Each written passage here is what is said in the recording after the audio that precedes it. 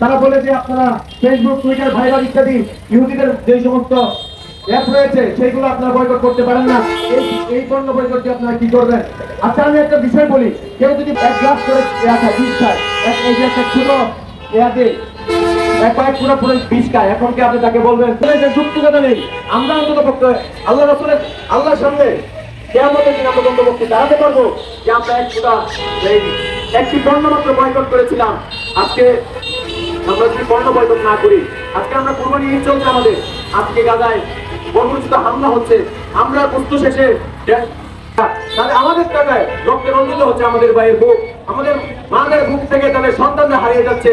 স্বামী কোকা-কোলার মাধ্যমে, বয়কটের মাধ্যমে একটি পয়সা যদি আমরা রোধ করতে পারি তাহলে হবে আমাদের একটা সফলতা। যেহেতু আমাদের কাঁটাতারের ভিতরে আমরা এখানে জীবনযাপন করছি, আমাদের উচিত ছিল তাদের, আমাদের ভাইদের পক্ষে সহযোগিতা করা, আপ্রাণ চেষ্টা করা তাদেরকে বাঁচানোর জন্য। যেহেতু আমরা কাঁটাতারে আবদ্ধ, সেজন্য আমরা পারছি না। আমাদের মুক্তিযুদ্ধের যে চেতনা আমরা বিরাজ করে আমাদের ভিতরে, সেই বঙ্গবন্ধু শেখ মুজিবুর রহমান ফিলিস্তিনের পক্ষে কথা বলেছেন, আমাদের প্রধানমন্ত্রী শেখ হাসিনা ফিলিস্তিনের পক্ষে কথা বলছেন।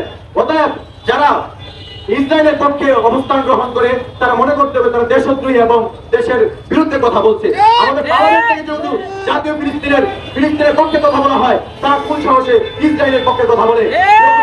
আমাদের পাশে আসছে ভারত, তারা সব প্রকাশ্যভাবে ইসরায়েলকে সমর্থন দিচ্ছে। আমাদের মনে করতে হবে যারা ইসরায়েলের পক্ষে, ইসরায়েলের পক্ষে কথা বলবে তারাই মানবতার শত্রু, তারাই বিশ্বের মানবতা নষ্ট করছে, তারাই বিশ্বের মানবতাকে হরণ করছে। আমাদের যদি আপনি কোকা-কোলা কিনতে না চান, কোন প্রয়োজন, আমরা কোল্ড ড্রিঙ্ক যদি বয়কট করেন কোনো সমস্যা নেই, আপনি সেই জায়গায় ডাব কিনে খান। আপনাকে বলছি না যে মজুর ভেঙে হবে আপনাকে, আপনি ছেড়ে দেন। কোল্ড ড্রিঙ্ক যদি আপনি ছেড়ে দিতে পারেন, আপনি কোমল পানীয় যদি ছেড়ে দিতে পারেন, সেটা তো আপনার জন্য কোনো ভালো জিনিস, আপনি ছেড়ে দেন। কিন্তু আপনি যদি খেতে চান তাহলে মজুবাই জাতীয় পণ্য, দেশীয় পণ্য খাবার, দেশীয় পণ্য পান করেন। কিন্তু আপনি আপনার টাকায় তাদেরকে সহযোগিতা করবেন। কোকা-কোলা স্পষ্ট ইসরায়েলের পক্ষে কথা বলে, ইসরায়েলকে ডোনেশন করে। এজন্য আমাদের উচিত হবে প্রত্যেক দোকানকে ইসরায়েলি পণ্য বয়কট করা, যে সমস্ত পণ্য বয়কটের ডাক উঠেছে সে সমস্ত ডাকে আমাদের অংশগ্রহণ করা। এই বলে আমার সংক্ষিপ্ত বক্তব্য এখানে শেষ করছি। আসসালামু আলাইকুম। গুরুত্বপূর্ণ আলোচনা নিয়ে আসছে আজকের আয়োজনের একজন অন্যতম আহ্বায়ক হাফেজ মাওলানা ইমরান হোসেন।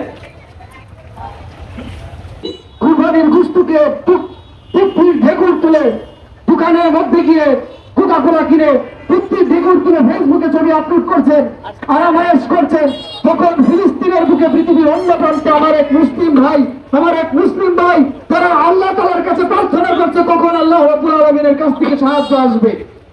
তারা আমাদের মতো ঈদ কিন্তু তারা পালন করতে পারতেছে না। তারা রাফায়, গাজায় আজকে ইহুদিরা তাদেরকে, আপনারা যারা ফেসবুক, হোয়াটসঅ্যাপ, টুইটার ইউজ করেন, মিডিয়ার মাধ্যমে জেনেছেন, টেলিভিশনের মাধ্যমে জেনেছেন যে ফিলিস্তিনে কি পরিমাণ নির্যাতন, অত্যাচার, নিপীড়ন ইহুদিরা করতেছে। তারপরেও আপনারা এই অর্থ তারা কোত্থেকে আসে, এই ফান্ড তারা কোত্থেকে আসে? কোকা-কোলা, স্প্রাইট কিনলে এই ইত্যাদি পণ্যের মাধ্যমে তারা এই সহযোগিতা পেয়ে সেই সমস্ত মুসলিমদের উপর অত্যাচার, নির্যাতন, নিপীড়ন চালিয়ে যাচ্ছে। আর আমরা নির্লজ্জের মতো, বেহায়ার মতো দোকানে গিয়ে আমার টাকা দিয়ে কোকা-কোলা কিনে খাই। আমার নিত্যতমাকে ইমান যদি দেখে থাকে, উপর ভরে রক্ত যদি দেখে থাকে, তাহলে কোকা-কোলা কিনবো না। আমার ভিতরে আমি একজন মুসলিম, শুধু মুসলিম না, আমি একজন মানুষ হিসাবে, একজন হিউম্যান রাইট, মানবাধিকার হিসাবে কে যদি কমন সেন্স থাকে তাহলে এই কোকা-কোলা বয়কট এবং স্প্রাইট কিনবো এবং ইসরায়েলি যত পণ্য আছে আমরা আমাদের সামর্থ্য দিয়ে, আমাদের নিজেদের সামর্থ্য দিয়ে আমরা চেষ্টা করবো এই সমস্ত পণ্যকে বয়কট করার জন্য। আমার ভাই মরণটা বলেছেন অনেক মুক্ত চিন্তার অধিকারী যারা বলে আপনারা ফেসবুক বয়কট করেন না কেন, তাদেরকে বলবো আপনারা হচ্ছেন বুকার স্বর্গে, বুকার রাজ্যে বাস করতেছেন। ফেসবুক কে আবিষ্কার করেছে? একটু আপনারা যদি ডাটা, আপনার মোবাইল আছে না, স্মার্টফোন আছে না, স্মার্টফোনে গিয়ে একটু গুগল করে দিক দিয়ে দেখেন আর খারেজমি কে ছিলেন তার সম্পর্কে আপনি সার্চ করে দেখেন যে এই সমস্ত আপনি ইউটিউবের কথা বলছেন।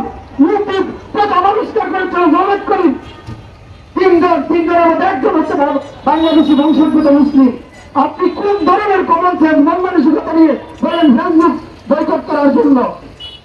আপনাদেরকে এই সমস্ত মন মানসিকতা পরিহার করেন আর ফিলিস্তিনের পক্ষে, মানবতার পক্ষে, ইসলামের পক্ষে আওয়ামী লীগ গড়ে গড়ে, ঠিক না?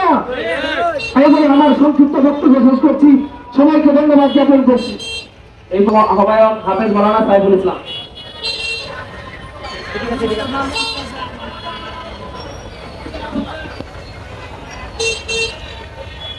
আলহামদুলিল্লাহ, দীর্ঘ সময় ধরে আমরা কথা শুনছিলাম।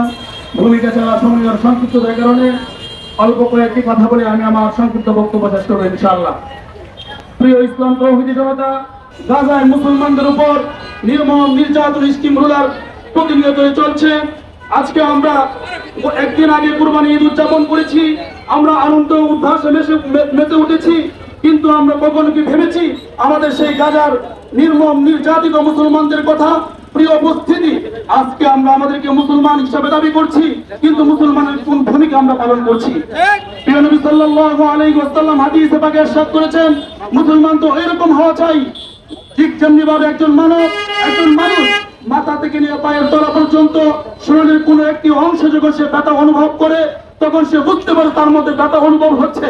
ঠিক তেমনি ভাবে মুসলমান তো তখনই সে নিজেকে দাবি করতে পারবে, পৃথিবীর এক প্রান্ত থেকে অন্য প্রান্তে যখন কোনো মুসলমান নির্যাতিত হওয়ার পর তার মধ্যে যখন অনুভূতি এবং মায়া সৃষ্টি হবে, তখনই তাকে মুসলমান হিসাবে গণ্য করা হবে। ওই দিক থেকে লক্ষ্য করে বলতে পারি, আজকে আমরা মুসলমান হয়ে আমাদের মুসলমান ভাইদেরকে নির্যাতন করছে এবং তাদেরকে নির্যাতন করার একমাত্র তাদের পথ হচ্ছে অর্থ অর্জন করা। সেই অর্থ কারা দিচ্ছে? সেই অর্থ যোগান কারা দিচ্ছি? আজকে দেখা যাচ্ছে আমরা মুসলমান হয়ে যদি ইসরায়েলের একমাত্র এই সমস্ত নির্যাতন চালানোর পিছনে তাদের সবচেয়ে মূল ভূমিকা হচ্ছে তারা অর্থ সংগ্রহ করে, সেগুলো যে অস্ত্র এবং গোলাবারুদ সংগ্রহ করে মুসলমানদের উপর নির্যাতন চালিয়ে যাচ্ছে। আজকে আমরা যদি এখান থেকে শপথ গ্রহণ করি, আমাদের সাধ্য মোতাবেক আমরা ইসরায়েলের সকল পণ্য বয়কট করে আল্লাহ পাক রব্বুল আলামিনের পক্ষে যেন বলতে পারি, আমাদের পক্ষে যতটুকু সম্ভব ছিল ইসরায়েলের পণ্য বয়কট করে আল্লাহ আমরা আমাদের দাবি পূরণ করেছি। এখন আল্লাহ রব্বুল আলামিন চাইলে আমাদেরকে মাফ করবে। আমাদের সকলের কাছে উদারত আহ্বান থাকবে, আমরা সকলে ইসরায়েলি পণ্য, কোকা-কোলা সহ সকল ইসরায়েলি পণ্য বয়কট করে আমরা আমাদের জায়গা থেকে সেই তাদেরকে অর্থায়ন করা বন্ধ করি। তাহলে ইনশাআল্লাহ আজকের এই মানববন্ধন আমাদের সফল হবে, আমাদের আজকের এই আয়োজন সার্থক হবে। এবারে আমরা সংক্ষিপ্ত বক্তব্য শেষ করছি। আলহামদুলিল্লাহ রাব্বিল আলামিন।